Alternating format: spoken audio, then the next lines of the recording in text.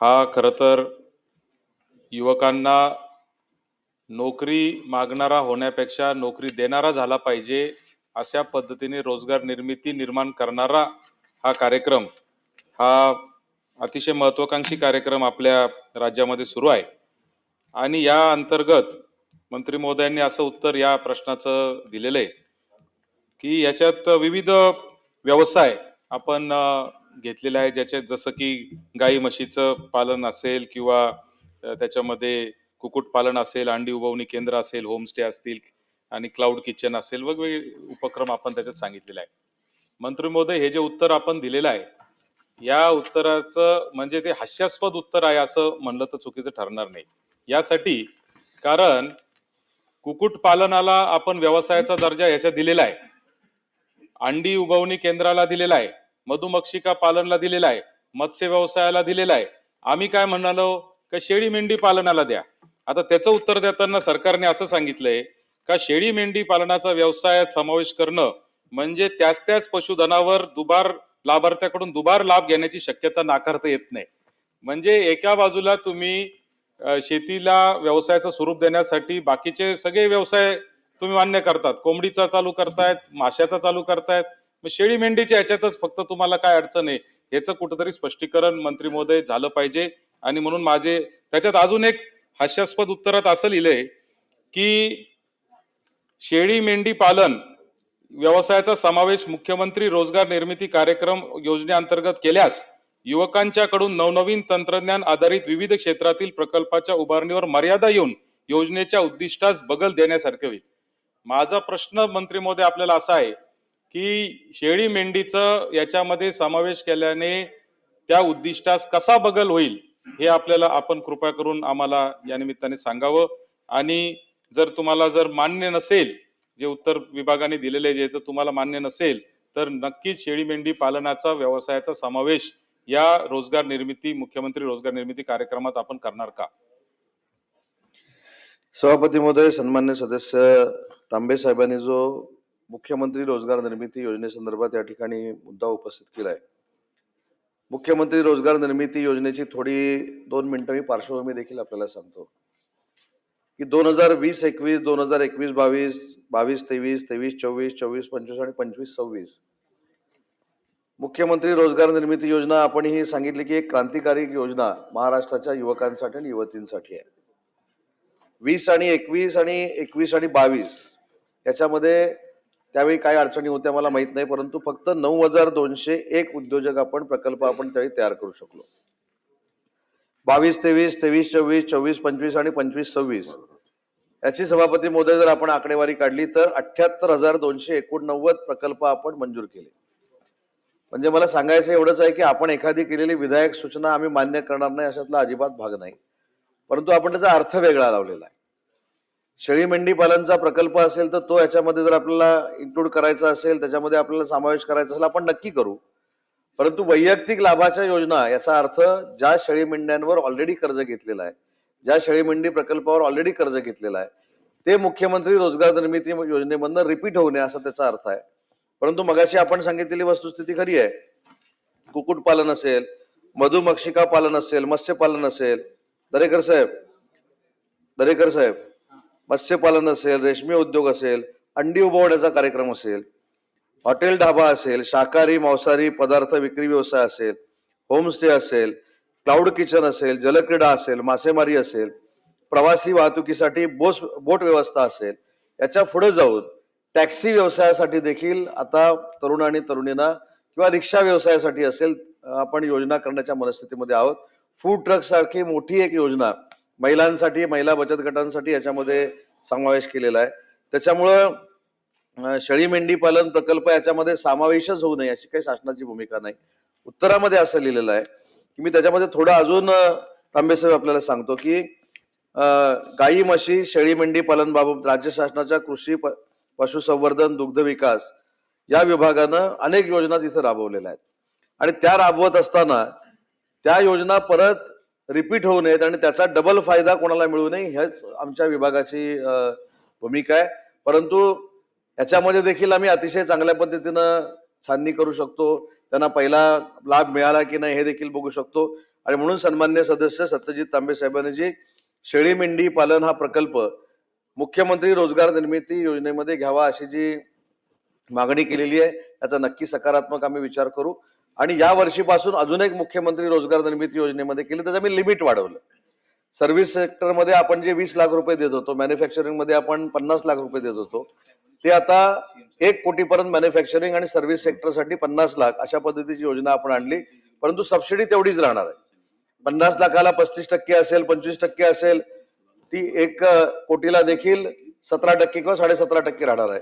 त्याच्यामुळे युवकांना रोजगार देण्यासाठी, युवतींना रोजगार देण्यासाठी, त्यांना स्वतःच्या पायावर उभं करण्यासाठी अजूनही याच्यामध्ये काही योजना तुम्हाला द्यायच्या असतील तर नक्की आपण काही आमदारांची एक समिती तयार करू, आपण एक बैठक घेऊ आणि मुख्यमंत्री रोजगार निर्मिती योजना आहे त्याच्यापेक्षा व्यापक करण्याचा आपण प्रयत्न करू. प्रवीण दरेकर.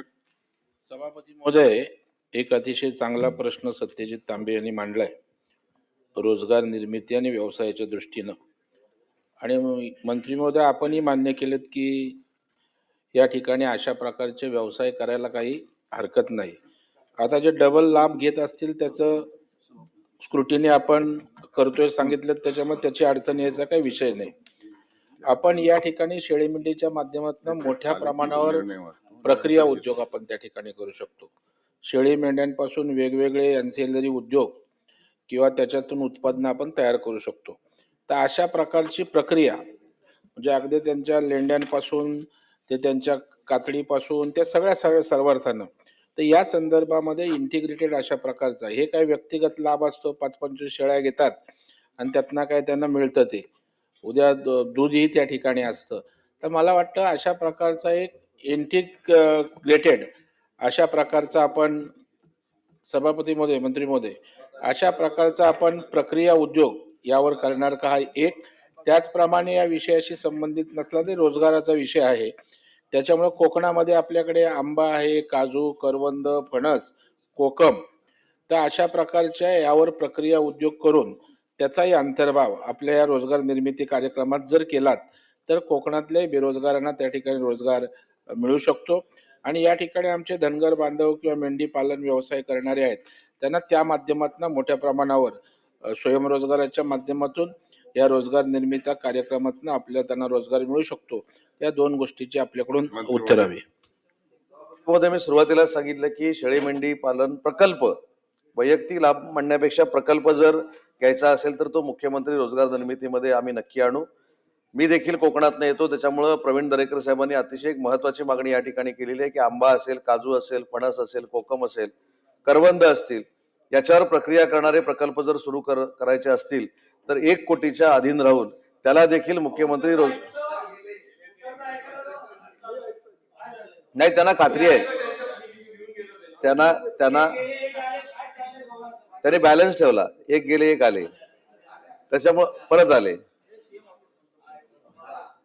आता सीएम ऑफिस मधनं फोन आल्यानंतर दरेकर साहेब इथं थांबू शकतात का? जसं भाऊ मातोश्रीवरनं फोन आल्यानंतर सगळं काम टाकून तुम्हाला जावं लागतं, तसं सीएम ऑफिस मधनं फोन आल्यानंतर त्यांना पण जावं लागतं त्यांची. मग तसं ते सांगून आले ना परत.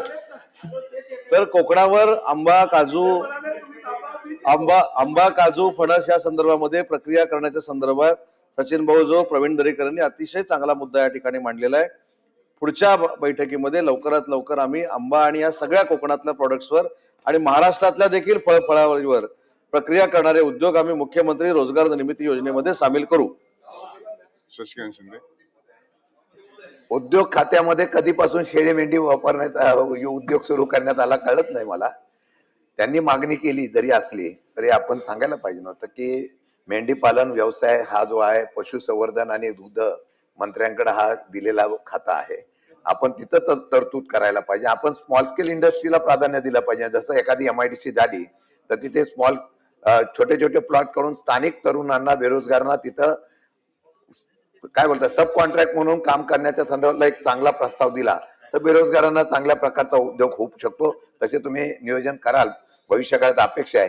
माझं असं म्हणणं आहे की आपण सांगितलेल्या उत्तरामध्ये ज्या मेंढी पालन आणि शेळी पालन उद्योगाच्या संदर्भामध्ये त्यांनी प्रश्न मांडलेला आहे त्या खात्यामध्ये आपण त्या संदर्भामधला प्रस्ताव त्या खात्याकडून करणं गरजेचं आहे.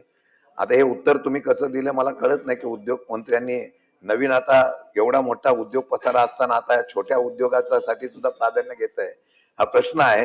माझं म्हणणं आहे की या असलेल्या खात्यामधून तसे प्रस्ताव तुम्ही मगाशी सांगितलं की शेळी मेंढीचा जो आहे पशुसंवर्धनाचा झाला ना तर ह्याचा विचार करू आम्ही.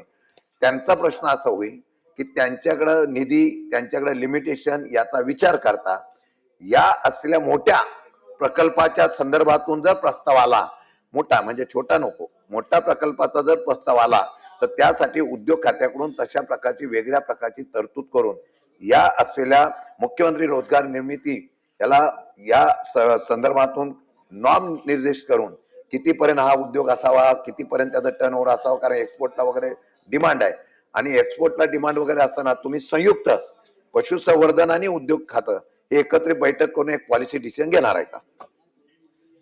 हे सन्मान्य सभापती महोदय, शिंदे साहेबांनी जो मुद्दा सांगितला त्यासाठी नक्की आम्ही धोरणात्मक निर्णय घेणार आहोत की पशु संवर्धन खात्याचे पैसे जर दिलेले असतील तर आपण ते देऊ शकत नाही, कारण रिपीटेड आपण पैसे देऊ शकत नाही, ही वस्तुस्थिती आहे. त्याची आम्ही छाननी करू ना.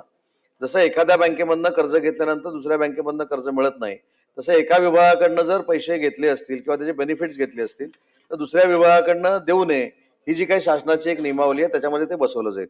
सन्मान्य सदस्यांनी साहेब 2 महत्वाचे मुद्दे या ठिकाणी मांडले.